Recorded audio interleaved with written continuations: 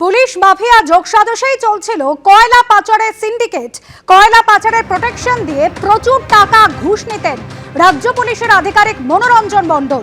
কলকাতায় দায়ের হওয়া কয়লা পাচার মামলার তদন্তে আদালতে জমা দেওয়া রিপোর্টে এমনই দাবি করেছে ইডি।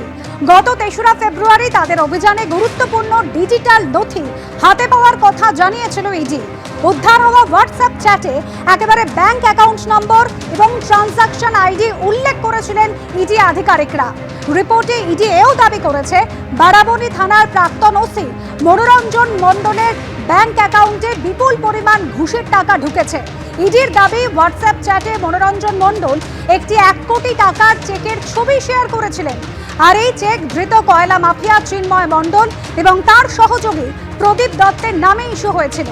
২০২৫ সালের ১০ই নভেম্বর ১.৫ কোটি টাকা জমা পড়েছে প্রবীর দত্তের অ্যাকাউন্টে। আদালতে যে রিপোর্ট ইডি জমা দিয়েছে সেই রিপোর্টে এমনই দাবি করা হয়েছে ইডির তরফ থেকে।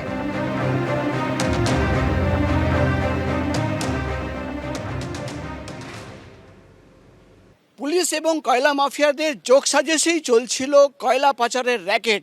মঙ্গলবার দিন যে ফরওয়ার্ডিং রিপোর্ট ইডির তরফে কোর্টে জমা দেওয়া হয় সেই রিপোর্টে কিন্তু এমনই চাঞ্চল্যকর এবং বিস্ফোরক দাবি করেছেন ইডি আধিকারিকরা।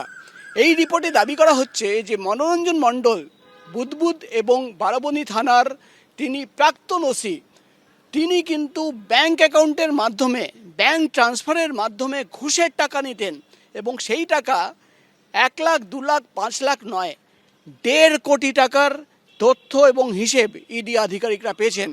এবং এই রিপোর্টে ইডি আধিকারিকরা দাবি করছেন যে হোয়াটসঅ্যাপের চ্যাট হিস্ট্রি খতিয়ে দেখার পর দেখা যাচ্ছে যে মনোরঞ্জন মণ্ডল রাজ্য পুলিশের একজন অফিসার, যিনি বারাবণী থানার ইনচার্জে ছিলেন, তিনি কিন্তু একটা চেকের ছবি, চেকবুকের ছবি পাঠিয়ে দিচ্ছেন কয়লা পাচারকারীদের। চিন্ময় মণ্ডল, যাকে ইতিমধ্যেই গ্রেপ্তার করা হয়েছে, এবং সেই অ্যাকাউন্টের হোল্ডার হচ্ছে, মালিক হচ্ছে প্রবীর দত্ত বলে একজন লোক, এবং সেই প্রবীর দত্ত মনোরঞ্জন মণ্ডলের অ্যাসোসিয়েট বলেই কিন্তু ইডির তরফে দাবি করা হচ্ছে। এবং সেই অ্যাকাউন্টে ১.৫ কোটি টাকা ট্রান্সফার করা হচ্ছে ঘুষের টাকা, এবং সেই টাকা ট্রান্সফার করার পর তার স্ক্রিনশট সেই পুলিশ অফিসারকে শেয়ার করছেন কয়লা মাফিয়ারা। এমনই চাঞ্চল্যকর দাবি কিন্তু ইডির তরফে করা হচ্ছে।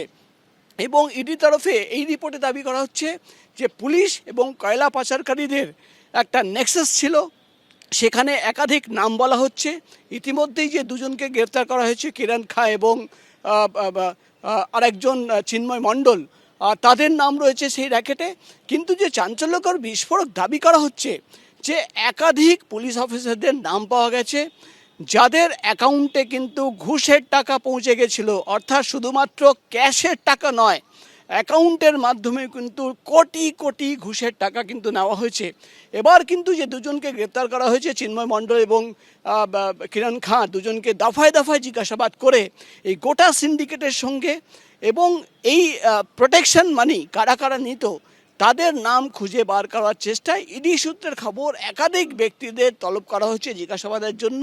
এবং তাদের জিজ্ঞাসাবাদ করে এই গোটা সিন্ডিকেট কিভাবে কাজ করত, কোন কোন প্রভাবশালী ব্যক্তিদের কাছে প্রোটেকশন মানি চলে যেত, সেই তথ্য কিন্তু বার করার চেষ্টা চালাচ্ছেন ইডির আধিকারিকরা। ক্যামেরায় পার্থর সঙ্গে প্রকাশ সেরা, এবিপি আনন্দ, কলকাতা। কয়লা পাচার মামলায় ফের সক্রিয় ইডি। এবার ২ কয়লা ব্যবসায়ীকে গ্রেফতার করল এনফোর্সমেন্ট ডিরেক্টরেট। ইডি সূত্রে খবর, ধৃত চিন্ময় মণ্ডল পশ্চিম বর্ধমানের দুর্গাপুরের বাসিন্দা ও কিরণ খাঁ রানীগঞ্জের বক্তারনগর এলাকার বাসিন্দা। ৩রা ফেব্রুয়ারি কয়লা পাচার মামলায় কলকাতা সহ একাধিক জেলায় ম্যারাথন তল্লাশি চালায় ইডি। উদ্ধার হয় বিপুল পরিমাণ টাকা। এরপর সোমবার পশ্চিম বর্ধমানের ২ কয়লা ব্যবসায়ীকে তলব করা হয় সিজিও কমপ্লেক্সে। ইডির দাবি তদন্তে সহযোগিতা করছিলেন না ২ ব্যবসায়ী। এরপরই সোমবার রাতে তাঁদের গ্রেফতার করা হয়। এই কয়লা পাচারের কলকাতার নতুন মামলায় প্রথম দুজনকে গ্রেপ্তার করা হলো আজকে। চিন্ময় মণ্ডল, কিরণ খাঁ, দুজন কারা? দুজনের বাড়ি হচ্ছে দুর্গাপুর, আসানসোল, এবং দুজনেই কিন্তু কয়লা পাচারের সঙ্গে যুক্ত রয়েছে। কলকাতার ইডি অফিসে দায়ের করা ইসিআইআর এর ভিত্তিতে গত বছরের ২১শে নভেম্বর পশ্চিমবঙ্গ ঝাড়খণ্ড মিলিয়ে ৪৪ জায়গায় অভিযান চালায় ইডি। উদ্ধার হয় ১০ কোটিরও বেশি টাকা ও গয়না। সেদিনই দুর্গাপুরের বিধাননগরে ধৃত চিন্ময় মণ্ডলের অফিসে তল্লাশি চালান কেন্দ্রীয় তদন্তকারী আধিকারিকেরা। এরপর ৩রা ফেব্রুয়ারি ওই একই মামলায় রানীগঞ্জের ব্যবসায়ী কিরণ খাঁয়ের বাড়িতেও তল্লাশি চালায় ইডি। ইডি সূত্রে খবর, তল্লাশিতে উদ্ধার হওয়া একাধিক তথ্য নিয়ে সোমবার জিজ্ঞাসাবাদ করা হয় দুই ব্যবসায়ীকে। কিন্তু কেন্দ্রীয় তদন্তকারীদের করা একাধিক প্রশ্নের উত্তরে ডিনায়াল মোডে ছিলেন তাঁরা, অর্থাৎ সবটাই অস্বীকার করেন। এরপরে দুই ব্যবসায়ীকে গ্রেফতার করা হয়। মঙ্গলবার দুই অভিযুক্ত ব্যবসায়ীকে ইডির স্পেশাল কোর্টে তোলা হলে ইডির আইনজীবী সওয়াল করেন, তদন্তে নেমে প্রায় 150 কোটি টাকার হিসেব পাওয়া গেছে, যা মূলত কয়লা পাচারের সঙ্গে যুক্ত। সিন্ডিকেট তৈরি করে গুন্ডা ট্যাক্স তোলা হতো।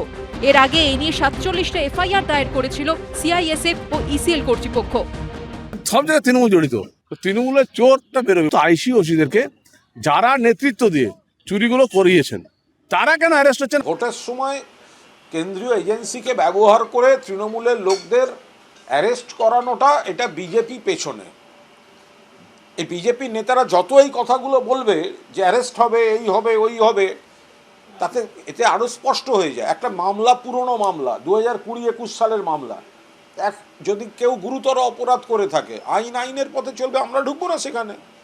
কিন্তু ভোটের মুখে সে এতদিন বাদে জেগে উঠলো।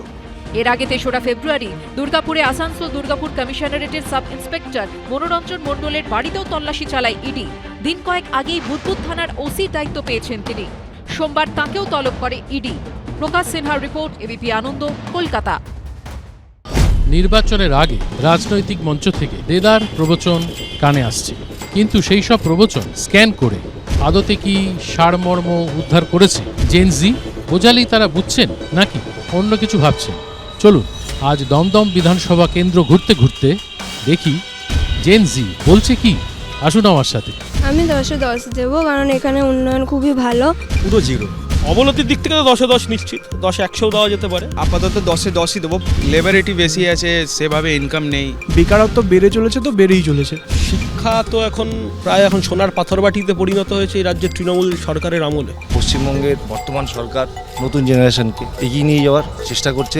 চাকরি নেই, 6000-এর উপরে বেশি শিল্পপতিরা, শিল্পীরা আজকে পশ্চিমবাংলা থেকে মুখ ফিরিয়েছে। কার দৌলতে, কাদের জন্য? সেই কর্মসংস্থান আরও বাড়ানোর জন্য যথেষ্ট পদক্ষেপ নিচ্ছেন। যুব সমাজ বলুন, ছাত্র সমাজ বলুন, আমার এলাকায়, আমার পাড়ায় অনুকূল পরিস্থিতি নেই, সমস্তটাই প্রতিকূল। এখানে দাদাকে যখনই ডাকি তখনই আমাদের বাড়ির সামনে আসে, যখনই দরকার হয় তখনই পাই। উন্নতি তৃণমূল নেতাদের শুধু পকেটের উন্নতি, সাধারণ লোকের তো এখানে উন্নতি কিছু নেই। আমরা এতক্ষণ দমদম বিধানসভা কেন্দ্রের বিভিন্ন অঞ্চলে ঘুরে ঘুরে একদম নতুন মানুষ যারা এই যুগ, এই জেনারেশন অর্থাৎ জেন জি, তাদের নানান রকম মতামত শুনলাম তারা কি ভাবছে আগামী দিন সম্পর্কে, কর্মসংস্থান সম্পর্কে। আমাদের তো অবশ্যই চোখ থাকবে আগামী বিধানসভা ভোটের দিকে, আর আপনাদের কিন্তু চোখ রাখতে হবে এবিপি আনন্দে, কারণ এখানে কিন্তু আপনারা দেখতে পাবেন জেন জি ভাবছে কি।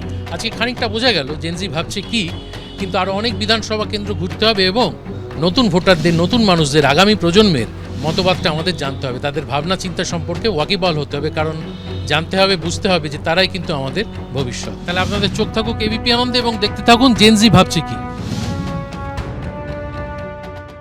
এবিপি আনন্দ, এগিয়ে থাকে, এগিয়ে রাখে।